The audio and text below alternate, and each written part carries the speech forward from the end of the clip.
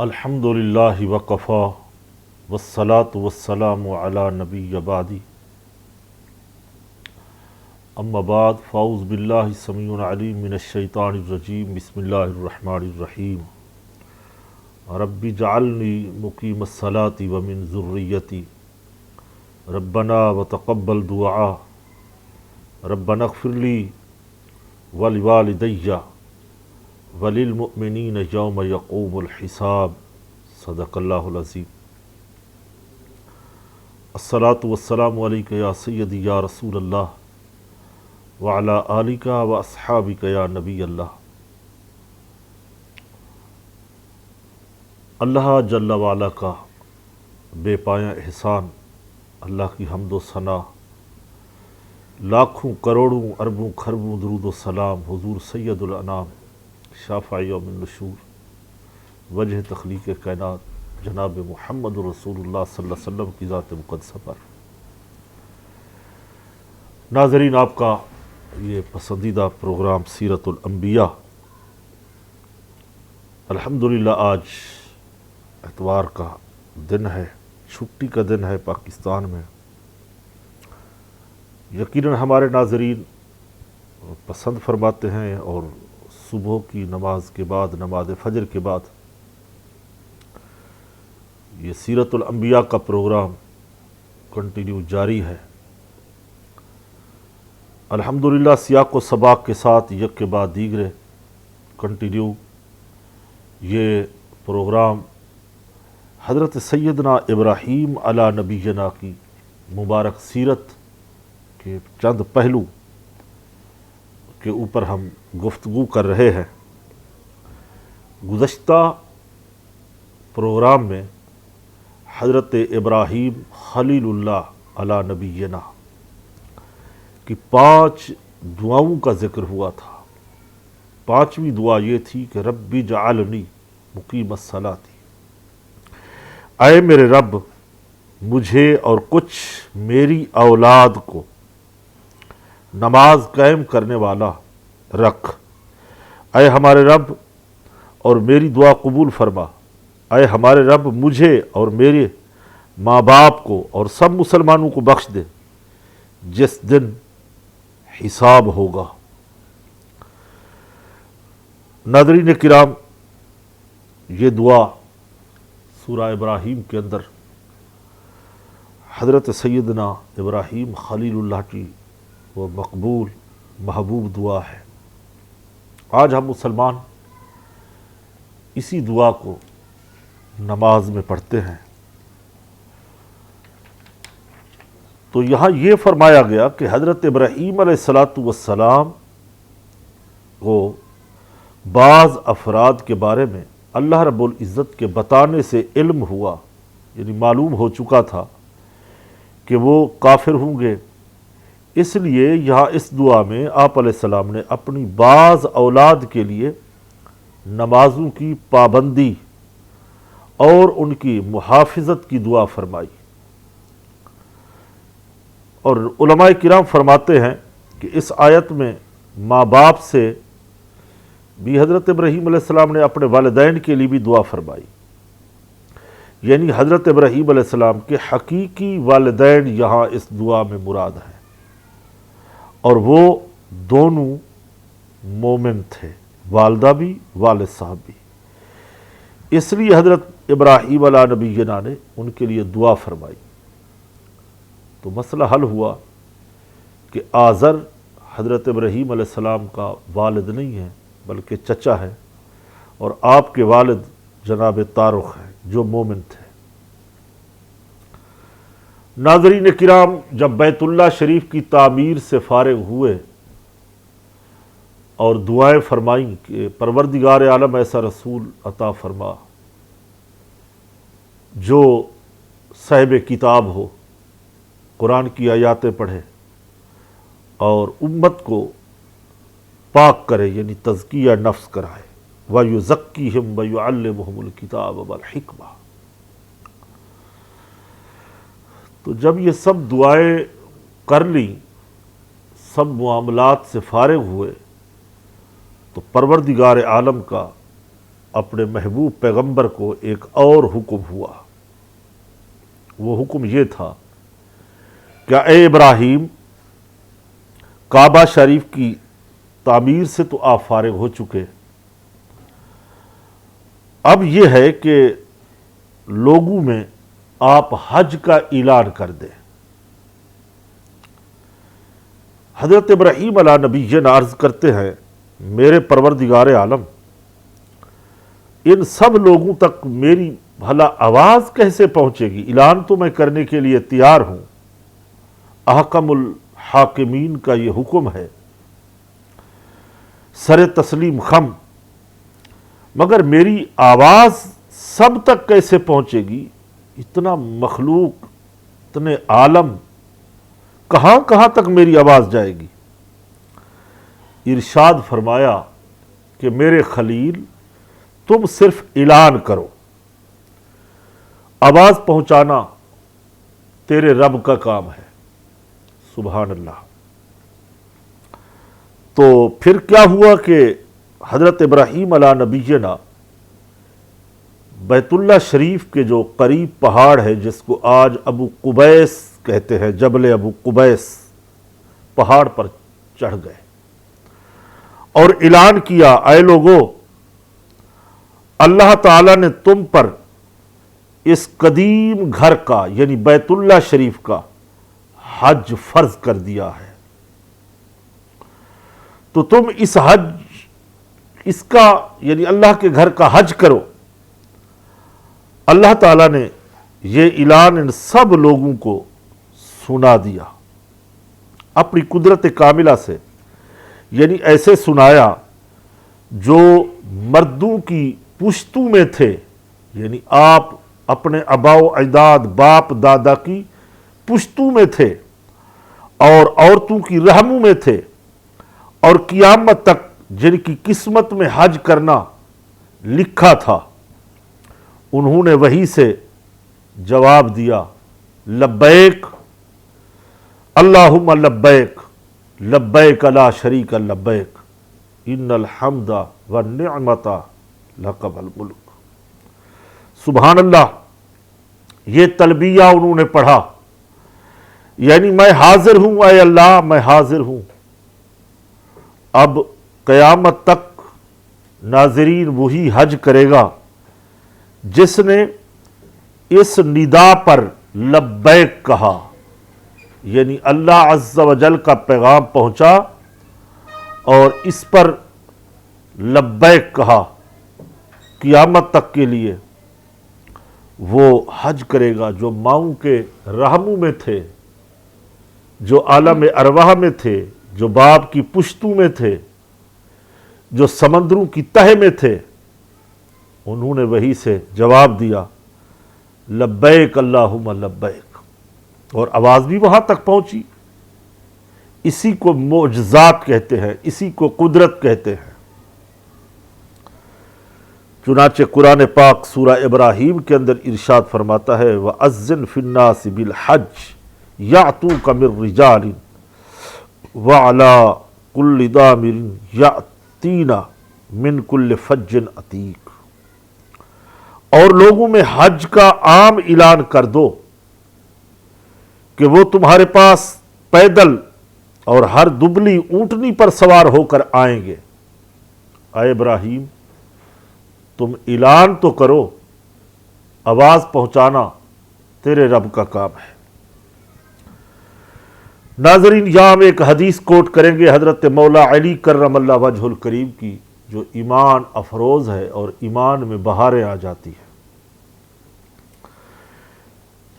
روایت میں آتا ہے کہ امیر المؤمنین حضرت علی المرتضیٰ مولا علی کرم اللہ وجہ الکریم سے منقول ہے کہ آپ فرماتے ہیں کہ جب حضرت ابراہیم علیہ السلام کعبہ کی تعمیر سے فارغ ہوئے تو اللہ رب العزت نے جبریل امین کو بھیجا، اور انہوں نے حضرت ابراہیم علیہ السلام کو حج کرایا، اور آپ نے عرفات کو دیکھ کر فرمایا کہ میں اس میدان کو پہچان چکا ہوں، یعنی عرفات پہچاننے کی جگہ عرفتہ، اور ایک بار اس سے پہلے بھی حضرت خلیل اللہ یہاں روایتوں میں آتا ہے کہ وہ آئے تھے، اور اسی وجہ سے اس کا نام عرفات ہوا، عرفہ۔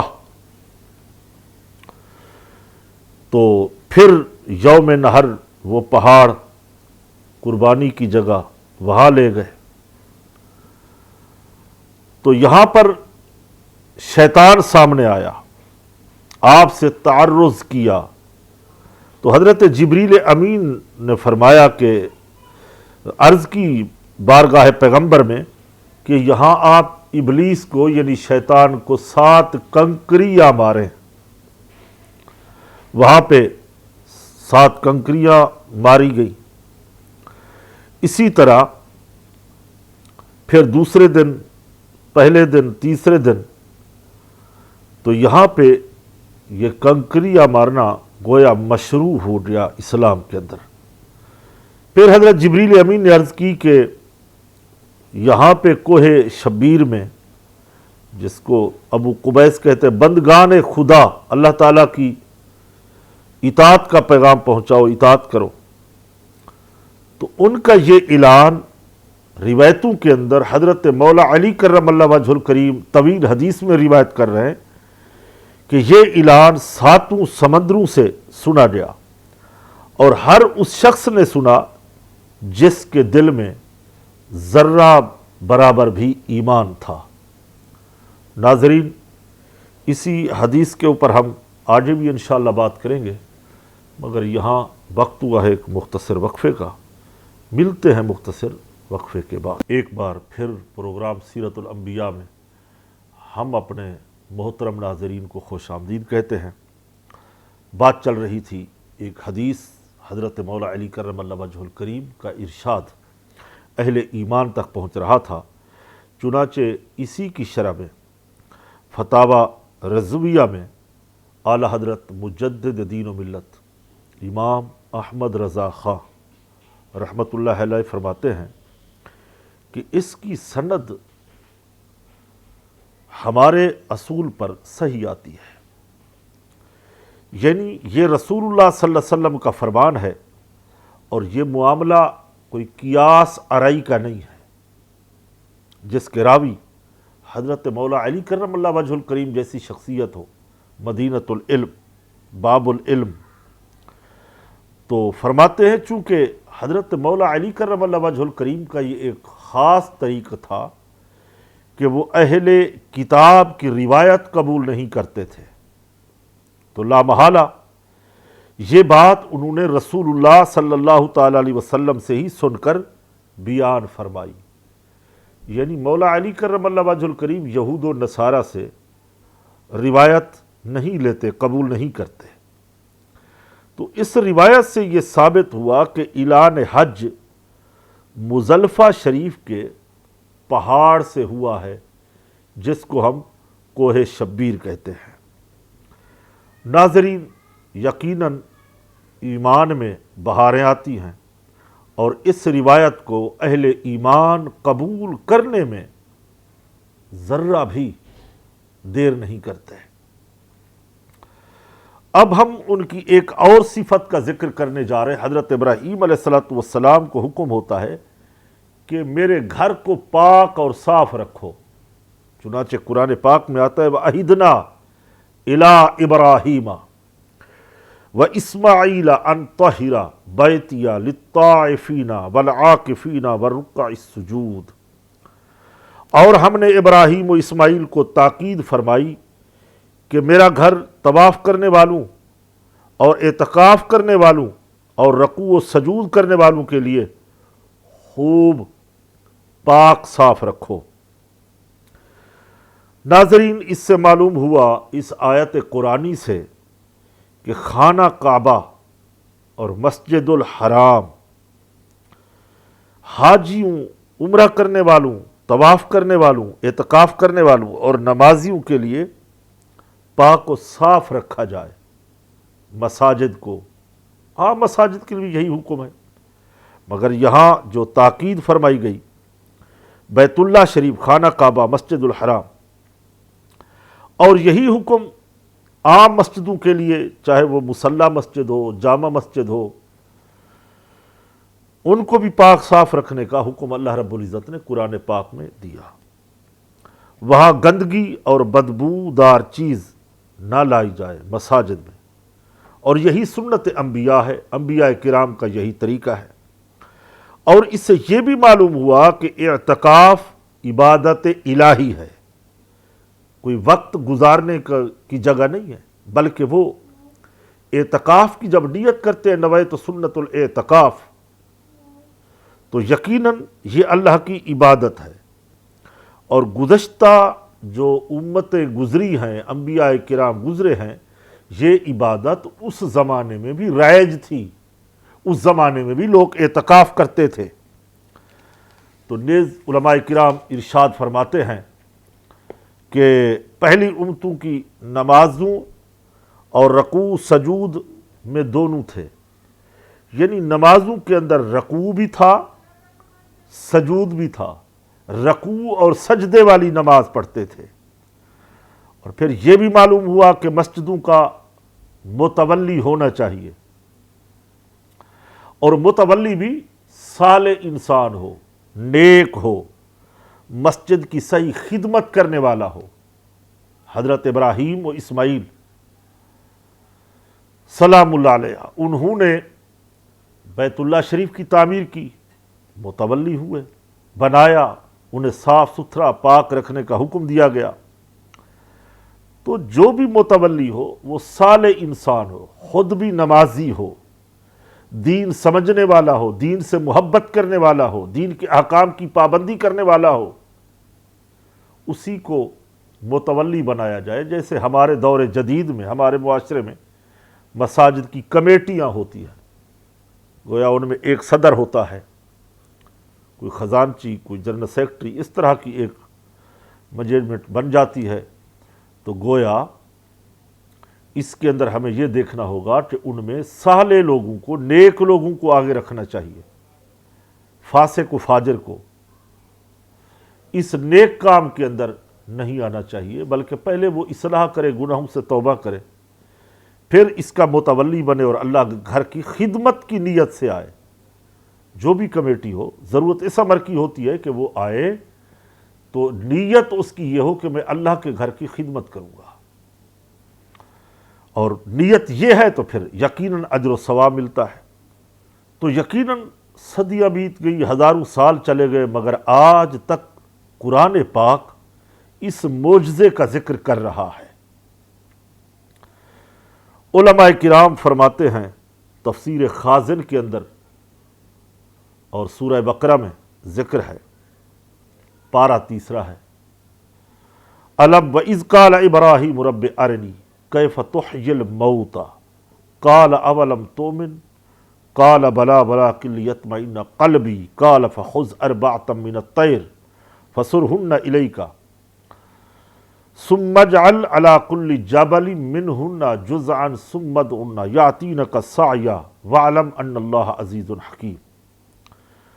اس کا ترجمہ یہ ہے، وَإِذْ قَالَ، اور یاد کرو جب ہم نے ابراہیم سے کہا، یا میرے بندے ابراہیم علیہ السلام نے عرض کی، اے میرے رب تو مجھے دکھا کہ تو مردوں کو کس طرح زندہ فرمائے گا۔ اللہ نے فرمایا کیا تجھے ابراہیم یقین نہیں ہے؟ یعنی آپ تو میرے خلیل ہیں، آپ میرے پیغمبر ہیں، آپ بھی یہ بات کر رہے ہیں، آپ کو یقین نہیں ہے؟ اللہ اکبر۔ تو حضرت ابراہیم علیہ السلام نے کہا، اے اللہ میں نے یقین تو آپ کی ہر بات پہ کرتا ہوں، یقین ہے، مگر میں چاہتا کیا ہوں کہ میرے قلب کو، میرے دل کو قرار آ جائے۔ تو اللہ تعالیٰ نے فرمایا کہ تم پرندوں میں سے کوئی 4 پرندے پکڑو اور پھر ان کو ذبح کرو، اپنے پاس چند دن رکھو، پھر ٹکڑے کر کے جبل منہن، پہاڑوں پہ رکھ دو، پھر انہیں آواز دو، پکارو، سعیا یاتیک سعیا،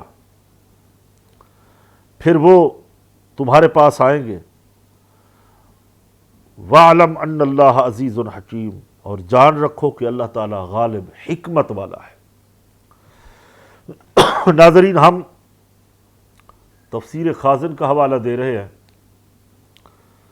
آپ علیہ السلام ایک دن ایک سمندر کے کنارے پہ یا دریا کے کنارے پہ تشریف لے گئے۔ واقعہ کچھ اس طرح ہوا کہ وہاں پہ دیکھا کہ سمندر کے کنارے ایک آدمی مرا ہوا پڑا ہے، مردہ ہے۔ سمندر کا پانی چونکہ چڑھتا بھی ہے اترتا بھی ہے، اس کی لہریں آتی جاتی رہتی ہیں، اور جب وہ پانی چڑھتا ہے تو سمندر کی مخلوق مچھلیاں آتی ہیں، اس کو کھا جاتی ہیں۔ پانی اتر جاتا ہے تو پھر جنگل کے جانور آتے ہیں، وہ نوچتے ہیں، کھاتے ہیں۔ پھر پرندے آتے ہیں۔ یہ منظر جب آپ نے ملاحظہ فرمایا، دیکھا حضرت ابراہیم علیہ السلام نے، تو اللہ رب العزت کی بارگاہ میں عرض کی، مولا میں یہ دیکھنا چاہتا ہوں، یہ اجزاء، یہ ٹکڑے، یہ جسم بکھرے ہوئے، مچھلیاں کھا گئی، پرندے کھا گئے، ان کے پیٹوں میں چلے گئے، ان کی پوٹوں میں چلے گئے، تو پھر مولا کریم یہ دریائی جانور اس مردے کو کیسے زندہ کریں گے، کیسے زندہ ہوگا؟ اور پروردگار عالم، میں یہ منظر دیکھنا چاہتا ہوں۔ پھر یہ شوق ہوا کہ کیسے زندہ کرے گا، میں یہ دیکھوں۔ ناظرین کرام، یقیناً اللہ رب العزت نے فرمایا کہ ابراہیم، ہم زندہ کرنے پہ قدرت رکھتے ہیں۔ پھر یہ خلیل بھی تھے اللہ عز و جل کے۔ ناظرین، ہم یہاں پہ ایک بریک پہ جاتے ہیں اور انشاءاللہ واپس آئیں گے تو اسی ذکر کو، پرندوں والے واقعے کو مکمل کریں گے۔ انشاءاللہ ملتے ہیں ایک مختصر وقفے کے بعد۔ ایک بار پھر پروگرام سیرت الانبیاء میں ہم اپنے محترم ناظرین کو خوش آمدید کہتے ہیں۔ حضرت ابراہیم علیہ نبینا کا مبارک ذکر سیرت الانبیاء میں سماعت فرما رہے ہیں۔ اور ایک قول یہ بھی ہے کہ جب اللہ تعالیٰ نے حضرت ابراہیم علیہ السلام کو اپنا خلیل بنایا تو غالباً ناظرین ہم پہلے بھی کچھ اس کو بیان کر چکے ہیں، تو حضرت ملک الموت یعنی عزرائیل علیہ السلام تشریف لائے، تو اللہ تعالیٰ کا اذن یعنی اجازت سے انہیں خلت یعنی خلیل اللہ بننے کی بشارت دی کہ اے ابراہیم، تمہیں مبارک و بشارت دی جا رہی ہے، اللہ نے آپ کو خلیل بنایا ہے۔ تو یہ بات سن کر حضرت ابراہیم علیہ السلام نے عرض کی کہ خلیل بنائے جانے کی نشانی کیا ہے؟ تو حضرت عزرائیل علیہ السلام نے عرض کی کہ اس کی دلیل یہ ہے کہ اللہ تعالیٰ نے آپ کی ہر دعا کو قبول فرمائے گا، اور آپ کے سوال پر اللہ رب العزت مردے زندہ کرے گا۔ تو آج وہ وقت آیا کہ حضرت ابراہیم علیہ السلام نے عرض کی بارگاہ خدا میں، مولا مجھے کمال ایمان اور یقین کا علم ہے، مجھے کوئی شک و شبہ نہیں ہے، مولا مجھے دیکھنا یہ ہے کہ تو مردے کس طرح زندہ کرتا ہے۔ حکم الہی آیا، آئے میرے خلیل، تم 4 پرندے پکڑو۔ 4 پرندے، مفسرین کرام تفسیر خازن شریف میں آتا ہے، وہ 4 پرندے یہ تھے کہ ان میں ایک کبوتر تھا، ایک کوا اور ایک مرغ اور مور۔ 4 پرندے یہ موجود، اور ان کو اپنے پاس رکھے، وہ آپ سے مانوس ہو جائیں، آپ کی زبان سمجھ لیں، آپ کے اشارے سمجھ لیں، پھر آپ انہیں ذبح کریں، ان کا گوشت پوشت مکس کر دیں، ان کے سر گردنیں اپنے پاس رکھ لیں، پھر وہ قیمہ جب بن جائے تو مختلف پہاڑوں پہ آپ رکھیں، پھر رکھ کر آواز دیں، ثم ادعهن یأتینک سعیا، حرف ندا سے، آپ انہیں پکارے۔ حضرت ابراہیم علیہ السلام نے ایسا ہی کیا، کیما رکھا گیا، ذبح کیے گئے، اور مختلف پہاڑوں پہ رکھ کے آپ نے آواز دی۔ جیسے آواز دی اسی طرح ہر پرندہ،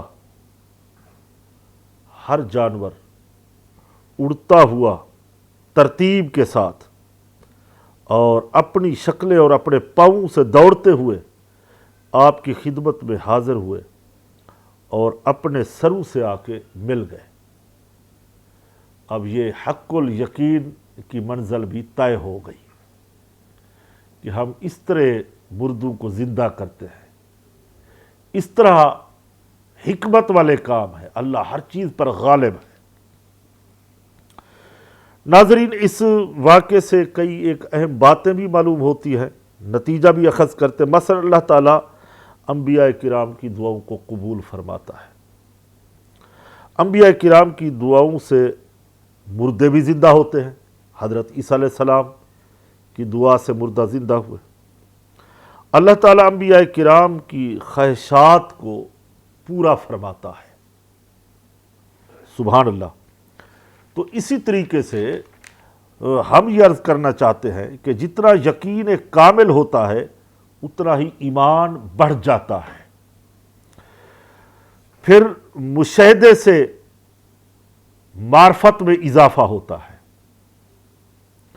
تو واقعہ اس طریقے کا جو آپ نے سماعت کیا، یہ واقعہ اللہ تعالیٰ کی مردوں کو زندہ کرنے پر قدرت اور دوبارہ زندہ ہونے پر ایک عظیم دلیل دی ہے ہمارے قرآن پاک نے۔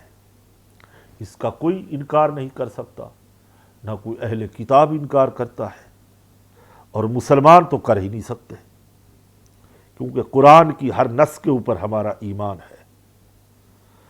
ناظرین، اب ہم عرض کرنے چلے ہیں ایک اور واقعہ جو حضرت بی بی سارہ رضی اللہ تعالی عنہ،